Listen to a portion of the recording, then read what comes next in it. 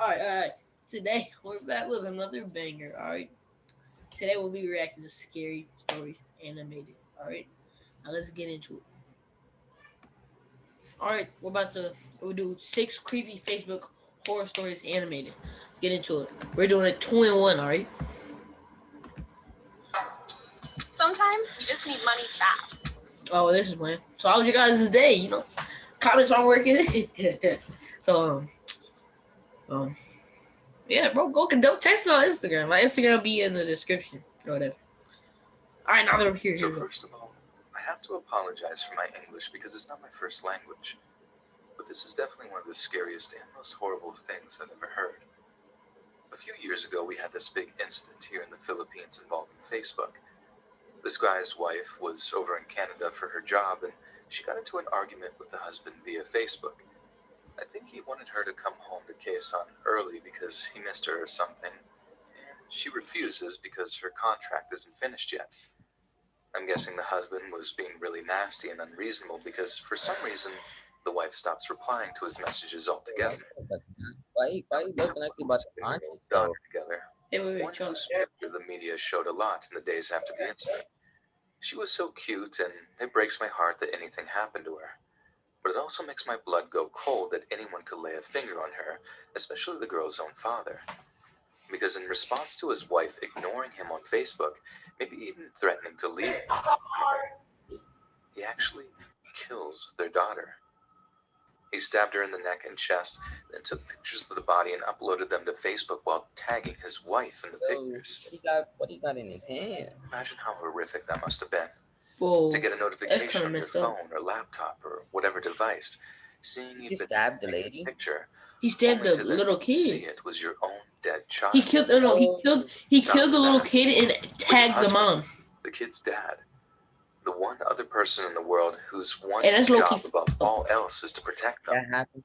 Is the one If I see a who dude put murdered their them. hands on the girl, That's true Come horror on. to me. You said what? if I see a dude put their hands on a girl, I'm gonna put my hands on him. Yeah, it's okay messed up, bro. Alright, come on. Like I can't even wrap my head around it. There was video released of him in custody. I think his name was Mark. And the police were showing him pictures of what he'd done to his daughter. And this guy is just screaming and screaming, not being able to believe he'd killed his own child. I think he'd just gone temporarily insane, or however you say it, but the idea that human beings are capable.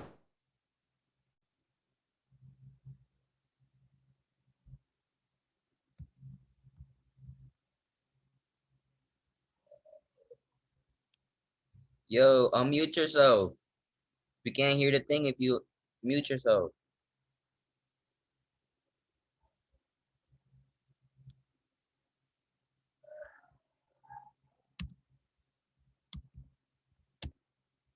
Yo, What's up? you can't hear it if you mute it. Can you hear it now? Bad content, but they can't be everywhere Oh, all my the bad. time. I just had to go do And something. I wonder how many people saw the pictures of that dead girl before they actually got taken down. Even one is too many, if you ask me.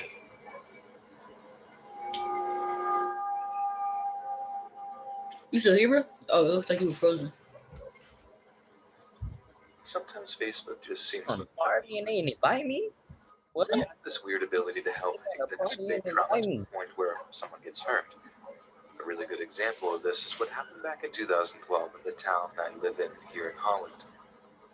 So there were these two friends, about 15 or 16 years old, who went to a New Year's Eve house party together.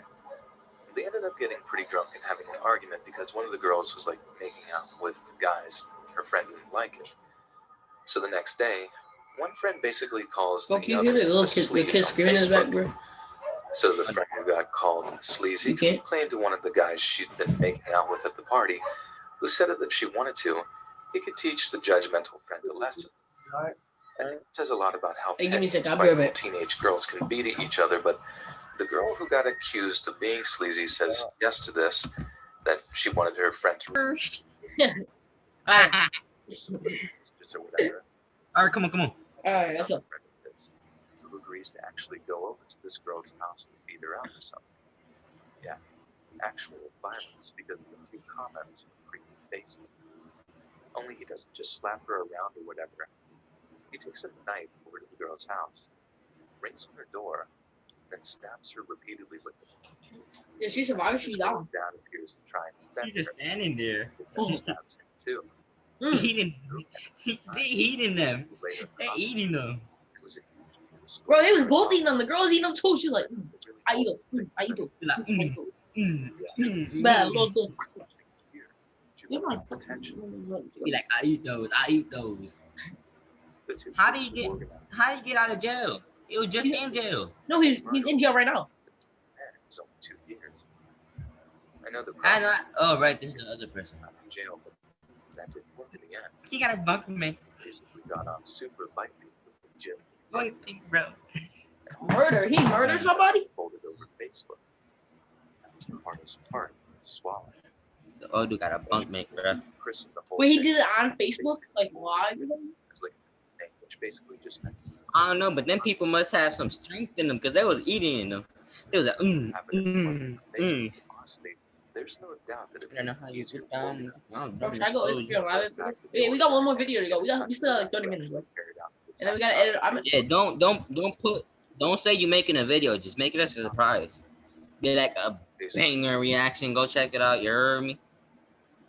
I know I'm about to go live on, bro. We might have to do my video. I don't know if how it's gonna look though. I might have to look at it later. You can make one or two. It's on for you, bro. You can make a part 2 though. I usually do this on my phone so that I can just like screen If record you it. shop on Amazon, you should use That's this why most of my No, but videos are It's a mobile. But browser extension that automatically You said what? compares You want to just do one today and make a part 2 tomorrow, like tomorrow or something? Nah, yeah, let's. Oh, That hold on. is smart. We should do. We should do like a 24 hours on. We should do like a 24 hours on Zoom, bro. Hold on, wait. We can't get into this on the video though. You know what I'm talking about. Yeah, you can't get in there. You don't put our stuff out, and we We going can't be live. talking about this. Hey, there might be a banger video coming on. We don't know. Yeah. Nah, when we our subscribers and likes and stuff getting up there, and we up there.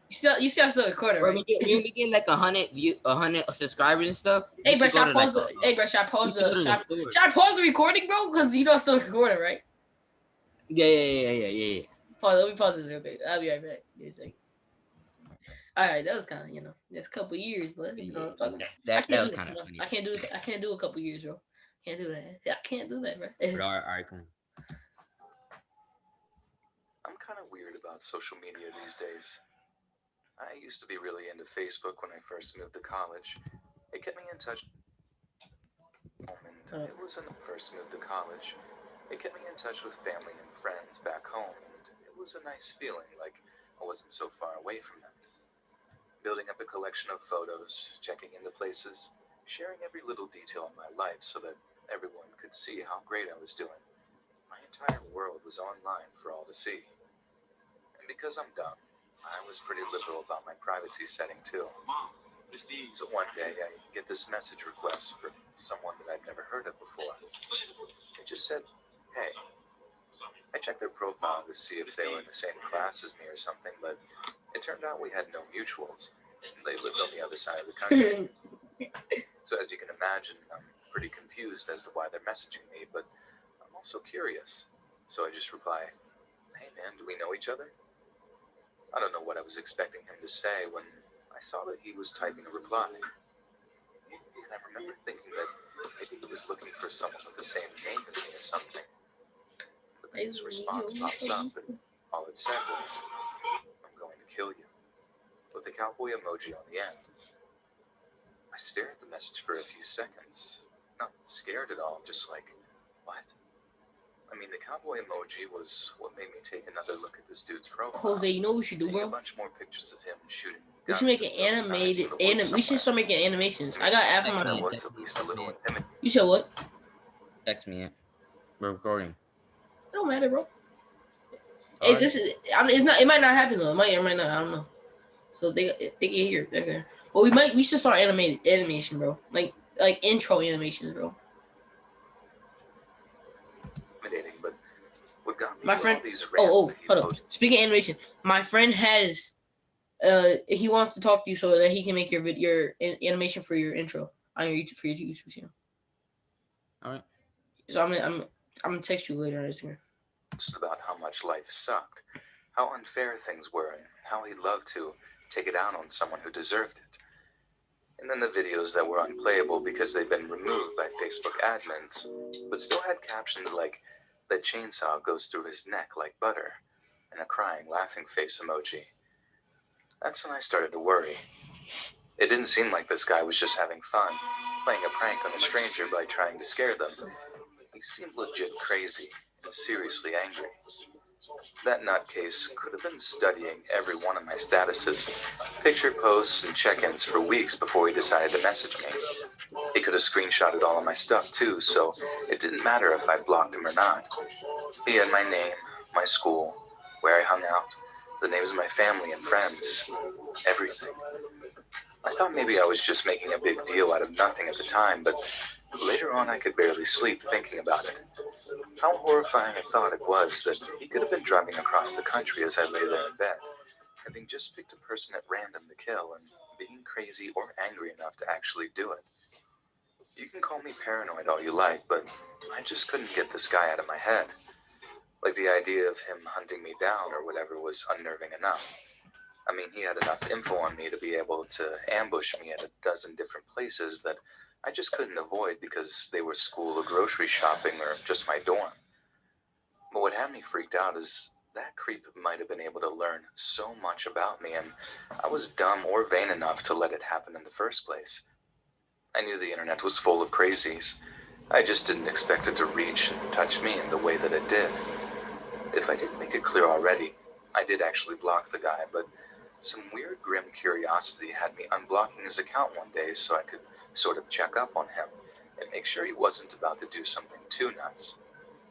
There were no rants, no threatening statuses, just a long series of photo posts that made me think that he'd taken up photography or something. I was scrolling through them when I started to get this familiar feeling from looking at the scenery. I couldn't be 100% sure, but I'd swear a lot of the pictures he'd taken were of things that were around the town I was living in. There were no street signs or anything. Nothing that actually confirmed he'd actually driven up.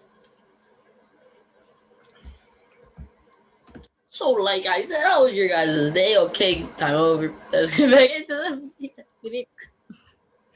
This dude actually looking crazy. Bro, Arnold Schwarzenegger, bro, or whatever the name is. Like, you know that where he hunts somebody down or something. I don't know if it's that. Oh no, it's I expected that guy to jump me for weeks after, like I was a complete nervous wreck. It messed with my no, it was. being in It's an on almost Netflix. What is constant it? state of anxiety for the better part of a month. He didn't find me. Nothing happened as a result, thank God. Stranger Things, where the dude chase, they do hunts him down, and like I think like season 3 or whatever, or season 4. We put ourselves on And the street hunts him down. Chase him down. Yeah, and then he hunts the dude down and kills him. You know, like in the park. Yeah, Stranger Things is a nice ass video though. Bro, I used to watch it before it was even famous. Like I used to watch it. I'm talking about like I watched the season like every day. Like I would finish the season a week and like watch it again. I'm happy All American came out. Okay, but besides let's get back to the video. Like, yeah, let's get back to the video, bro. Like All Americans booty to me, bro. No, just no, it's not. Yes, you know, only a good American thing to me, bro, is hamburgers and hot dogs. Hey, bro. And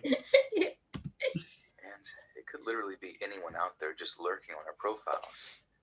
So like I said, now I'm kind of weird and cautious about social media. I don't put too much out there, and I don't use any real name. I run the strictest privacy settings possible. Run, bro, run.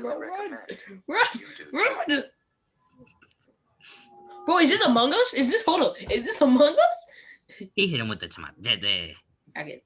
Bro, is this Among Us, bro? Look at this, bro. He just cut them in half. He's like, you was the one that stole my girlfriend. Me laying in electric. Bro, this is hold up, bro. Me laying in electric. This, bro, we should become comedians, bro. Oh, let me do it. Give me a second.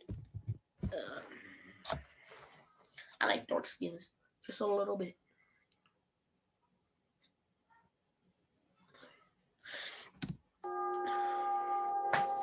Get back into it. So are we leaving it as a part 1, or are we making both videos?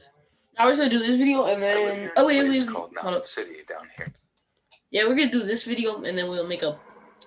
If you made it this far into the video, which is only probably 11 through like 15 minutes because we talked for like 3 minutes.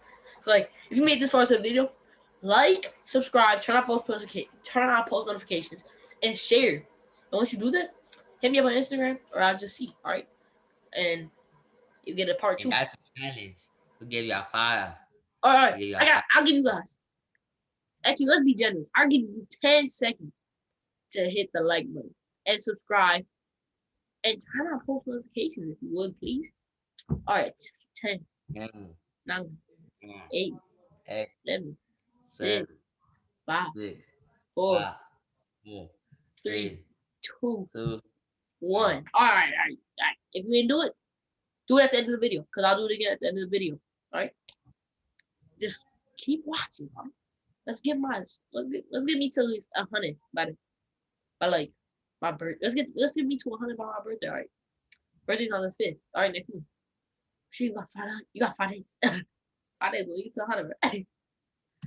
Tennessee. So this is going back about 10 years after I graduated high school. This really messed up story started going around about one of the other kids that I graduated with. It starts in the worst possible way too. Because first I heard of it was a buddy of mine texting me saying, "Did you hear about Billy Payne?" I text back saying no, and he calls me all serious sounding to say that Billy and his baby mom got shot just a few days before. Like someone rolled up to their house, bust open the door, and just shot them both right there in front of the television. They were legit executed. Some of the papers said it was a single shot to the head that killed both victims, and how Billy's throat had been slashed. We got to wondering why someone might do something like that. If it was a random psycho killer, or if he was moving weight and managed to step on someone's toes. I did remember hearing about Billy messing around with drugs a few times, so it wasn't totally out of the question. Yeah. But he must have done something serious to have whoever it was shoot his baby mama right there too. Like, that's real cold-blooded, you know? But even saying that, he just didn't seem like the kind of guy to get involved with serious gangbangers. Anyway, the cops catch the 2 guys who committed the murder. One of them is this Vietnam vet who said in court that he was ex-CIA too. Anyway, they get charged, go up in front of a judge, and you know why they said they did it? Because the CIA had told them that the 2 murder victims were part of some evil group that was planning on killing their daughter. But in reality, Billy Payne and his baby mom were shot dead because they unfriended one of the killer's daughters on Facebook. Can you actually believe that's kind of corny, bro? That someone would take social media that seriously and actually kill somebody because of a friend request?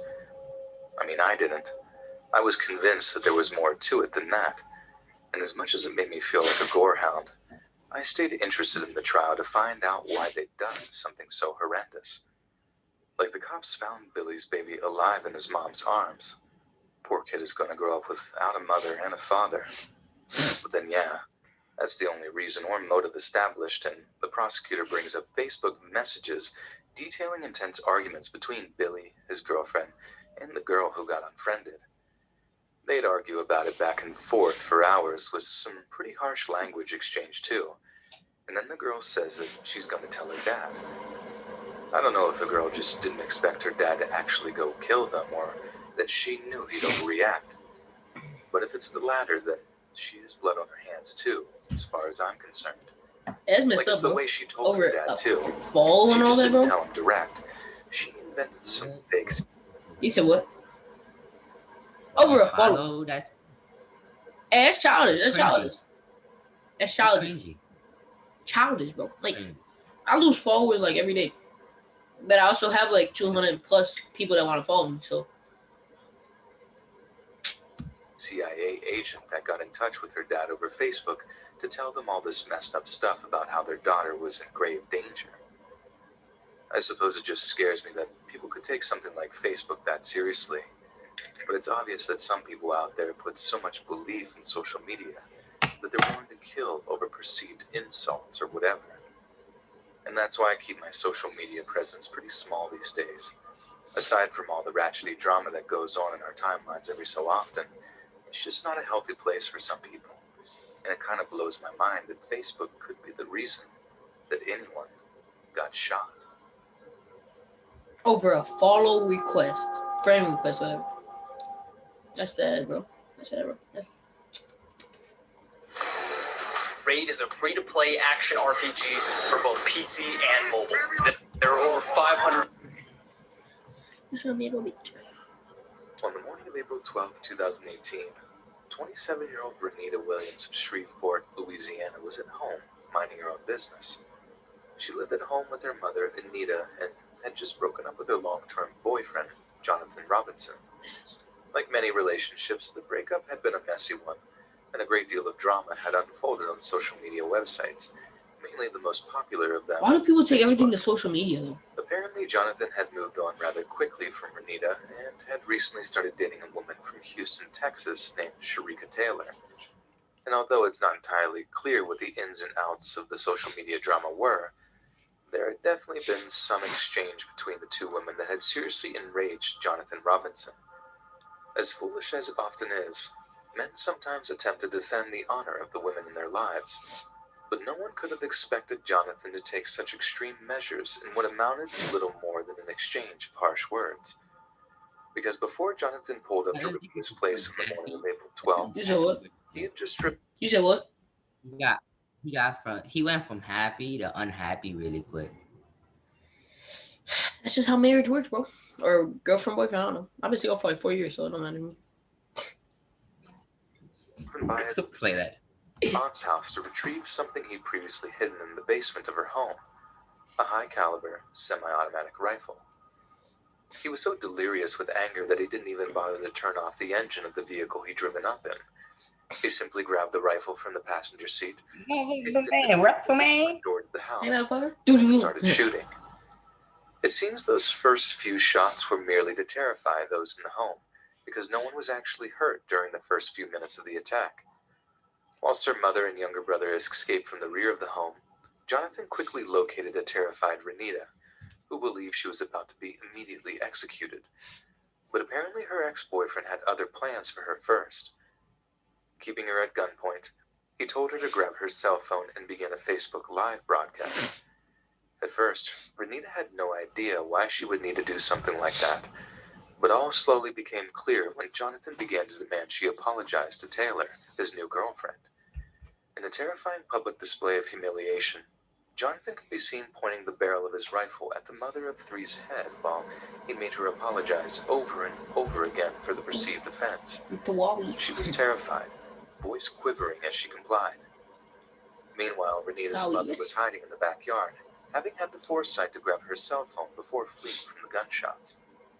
With shaking hands, she hammered 911 onto her phone's touchscreen, then begged the dispatcher to... Huh? That ever happened to me? And if I had my mom on gunpoint, you know what I do?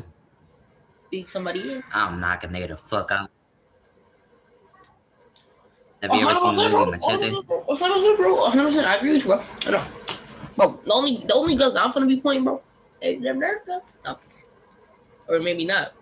Can't talk about that. Sent help in a hushed but terrified tone. Yet the police were far closer than she could have imagined, because Officer Brittany Mackey was actually within earshot of the gunfire. As soon as she heard the shots, she rolled up to St. Vincent Avenue at Natalie Street and got out of her vehicle with her pistol drawn. Jonathan Robinson looked up to see the cops arrive mere minutes after he burst into the home, and he was seething with rage. He immediately executed Renita as she kneeled on the floor below him, then walked out of the busted front door and began shooting at Officer Mackey. Using trees and parked vehicles as cover, Jonathan sent round after round of high-caliber rifle fire into the officer's patrol car, forcing her into cover. Mackey immediately got... How much rounds does he have? Calling in backup. He has to have like a drum mag or something, actually hearing right? The sound of gunfire over the or like a triple stack or something, or double She stack. got his load behind the back wheel of her patrol car. You said what? I think them guns hold 40 or 30 bullets in them. He had to have. directly.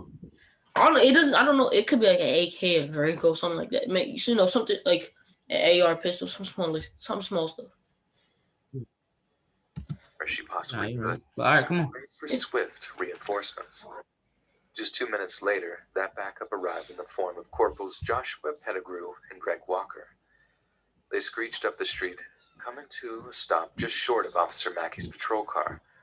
The officers then jumped out of the vehicle, took cover behind the open doors, and sent a torrent of .45 caliber pistol bullets at Jonathan's firing position. The overwhelming firepower pushed him back into the house, and the two corporals lost track of their target. The next two cops on the scene were two special response team members, Corporals Landry Ducto and Michael Gerbine. The pair took off running for the other side of the street, but Jonathan opened fire once again, this time from a vantage point on the second floor of the house he was occupying.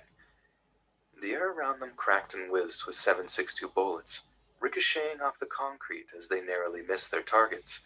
But luckily, neither officer was wounded. He's in a sniper position, another officer can be heard screaming on a police cruiser's dash cam. Get down. Robinson had the supreme advantage of a concealed, elevated position coupled with high-caliber weaponry, and for almost an hour, he kept every officer pinned down and unable to approach his position. They were so heavily outgunned that the only two shots that managed to fire were to disable the car Robinson left running in the driveway when he barged into the Williams home. Going off-road means getting What? They're that bad at shooting? Hold up. more out of life, getting more for your I know money. little kids that shoot better than them. All-wheel.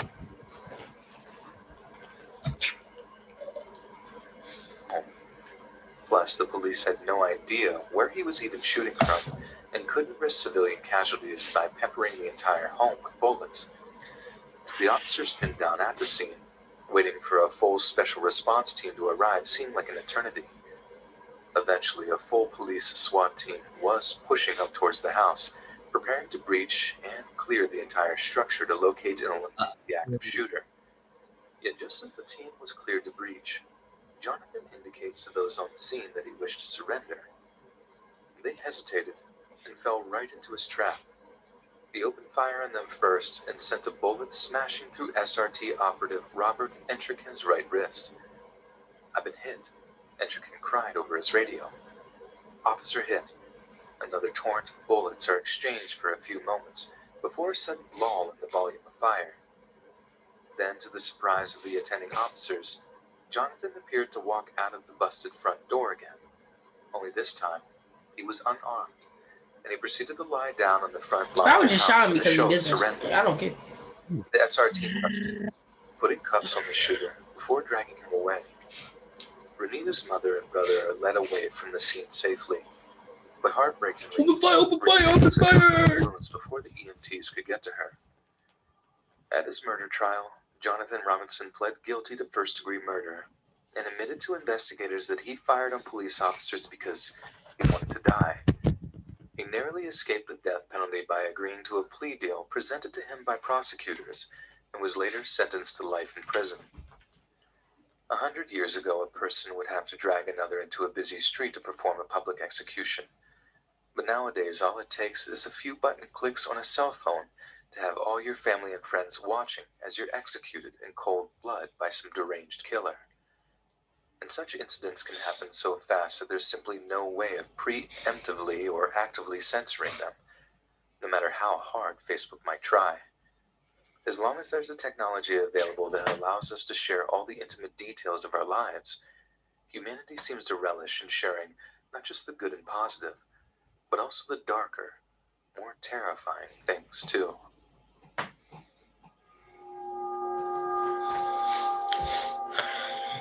Hey, bro. Jose, you trying to do a 24-hour challenge next week? Stephen Nicholson's arrest as the main suspect. Try to do a 24-hour challenge? Huh?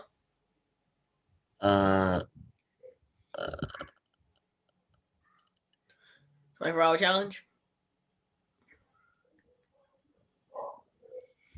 Last one to hang up. Actually, 24 hours. Trying to do that? Legit 20. Oh, wait. No, we cannot put a 24-hour video up, though.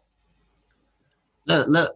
It's gonna be kind of creepy putting us a video of us sleep. You feel me? You know, people actually do sleep videos where they fall asleep with their headphones on, and you have to try as hard as you can to wake them up. Or, like donating money, like money. Like I'm talking about like $100, and then like killing people's eardrums, bro. Like I can't do that.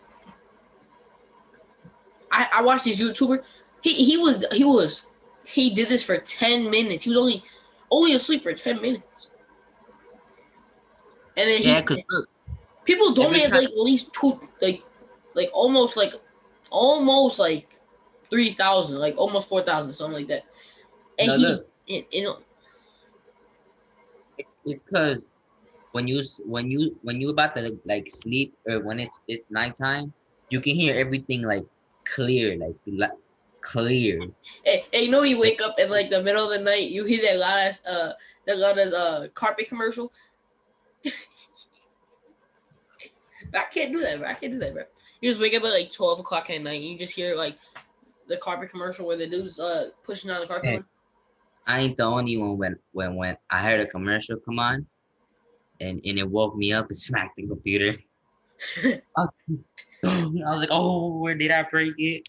Yeah, no, bro. I almost hit my TV with the bat yesterday, bro. For real, like Yes, bro. breaking up. No. It wasn't even that. Me and Elijah were swinging the bat. We were trying to play fake baseball in the room. I almost hit the TV. It just barely missed. I was like, oh, let's put the bat down. Violent, indecent assault and murder sparked Like, off ooh, one of leave the bat out PBS's there. biggest evidence searches, which involved a trawl of thousands of hours of CCTV. Sounds legit. He was the prime suspect in the murder of Lucy McHugh, who actually rented a room in her parents' home at the time of her murder. At one point, it looked like the British police might actually have to let him go due to lack of evidence, but in the end, it was a Facebook password that proved to be his ultimate undoing. After he was arrested, the police had just 96 hours to charge him with the murder, or he would have to be released. And given that would take 4 weeks to get a key piece of DNA evidence analyzed and sent back to them, the clock was ticking to find something concrete that they could use to charge him with murder. The police subjected Stephen to vigorous questioning and managed to get him to admit that Lucy had sent him a Facebook message on the night before she was killed. When pressed as to what that message said, he said she told him she was pregnant with his child. He intended this to be evidence that it couldn't possibly have been him that killed her, but when police asked him to hand over his Facebook password so that they could verify his claims, he refused to give it to them. This was his one big mistake. When asked why he refused to share the password with them, Stephen told officers that he was involved quite heavily with some narcotics dealers around his hometown, and that revealing his messages would compromise them, possibly even causing them to take reprisals against him. But this didn't wash with investigating officers, who became convinced that the information contained within the account could be used against him. It also presented them with a marvelous opportunity. There were 2 options available to them, one being to seek the compliance of U.S. federal courts to get Facebook to hand over Stephen's passwords to them, but that would have taken way longer than just 96 hours, and by that time, Stephen would be freed. But the other was to make use of some terrorism legislation, what is known as Section 53 of the Regulation of Investigatory Powers Act, colloquially called RIPA among police officers. This means that anyone who seeks to withhold information, such as computer passwords, during a serious crime. I'm going to use strategy and skill. So, how was everybody's day? How was everybody's day? You know. Oh wait. How long we got left in here? Cause I'm gonna pause this. Okay, here we go. Okay. I said I was gonna come back to this. I'll give you 5 seconds to like, comment. Actually, let's be generous. I'll give you 6 seconds. Okay. Like, comment, share, and subscribe. Like, comment, share, and subscribe. And my brother down there, I don't know. He might be down there. I don't know. I can't see. But he has a YouTube channel. The channel will be in the bio or description. All right. Click the link. Do the same to him. My Instagram will be in the description too. Text me on Instagram. Text me on Instagram and verify, right? Like, this is all you gotta do, bro. That's all you gotta do, bro. All right, now let's get back into it. Let's finish the Countdown. How you gonna give it 5 Let's seconds? let's finish it. 6 seconds left. I mean, 6 minutes left. All right, let's give it time. 5, 4. All right, 6, 5, 4, 3, 2, 1. If you didn't do it at the end of the video, I really don't care. I'm just trying to. I don't know. Look like it's a no. Can basically be charged with obstruction of justice. Right when it looked like Stephen was going to be bailed, he was rearrested, and after pleading guilty to withholding evidence at Southampton Crown Court, he was jailed for 14 months. With that, the police managed to buy themselves more time to find evidence of his involvement in Lucy McHugh's murder. However, while there was plenty of circumstantial evidence that Stephen had killed Lucy, there was nothing to physically link the spot where Lucy's body was found in Nicholson. Whatever weapon he used to kill her remained unaccounted for, and police officers were unable to find any of his DNA at the scene. Once again, investigators were forced to focus on Stephen's so-called online footprint, this time seeking help from an experienced cloud data analyst to try to link Stephen to the scene of the crime. A cloud data analyst's job is to study various pieces of digital information sent from Nicholson's phone to data servers, which are owned by companies such as Google and Facebook. While tracing the phone's route on the day of Lucy's murder, the analyst happened to notice a small blip in an area of Southampton that the police had not yet searched. It suggested that Nicholson had, for whatever reason, deviated from his most direct route home. The diversion took him to a place known as Tanner's Brook, a stream which meanders through Southampton, weaving its way through some pretty dense woodland in the western portion of the city.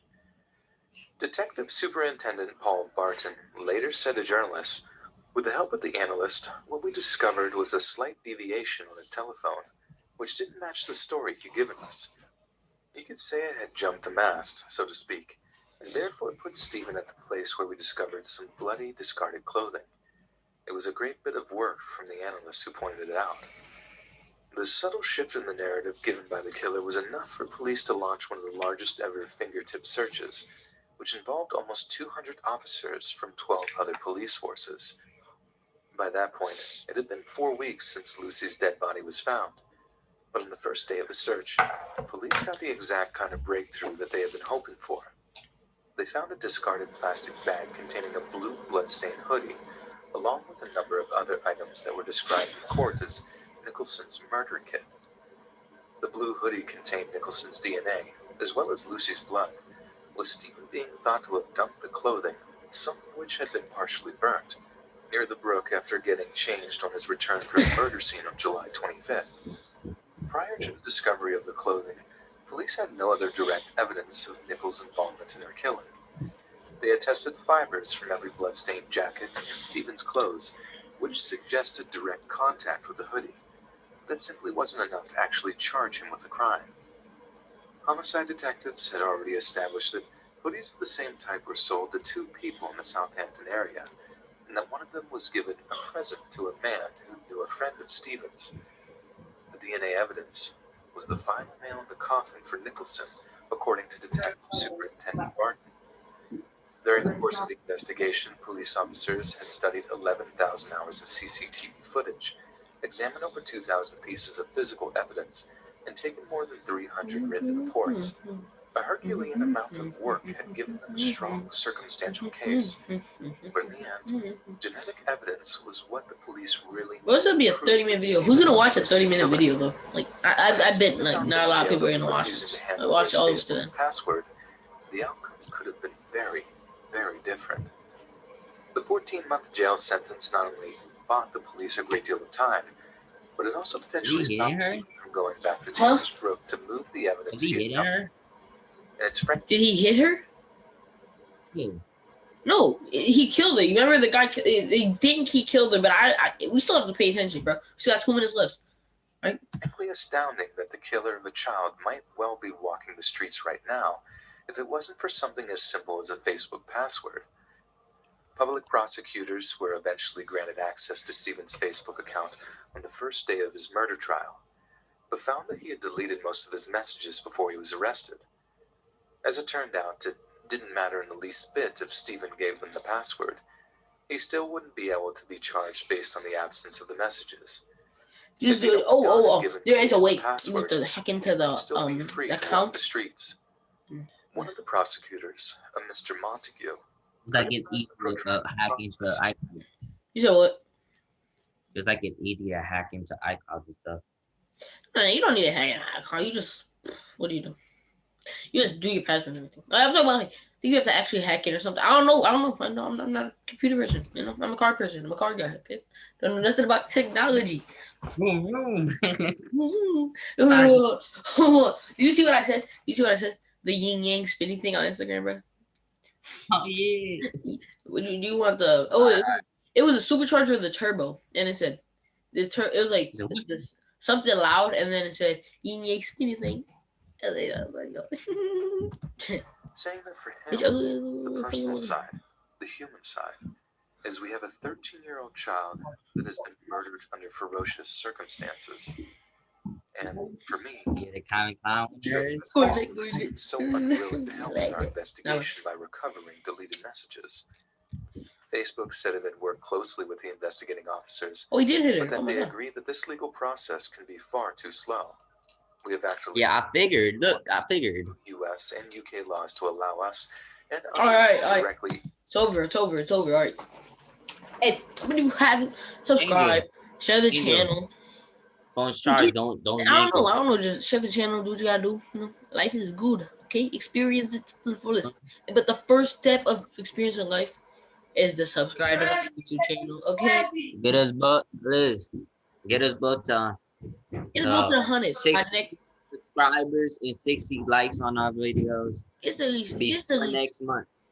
That's That's the goal. 100 followers. Bye. I'll give.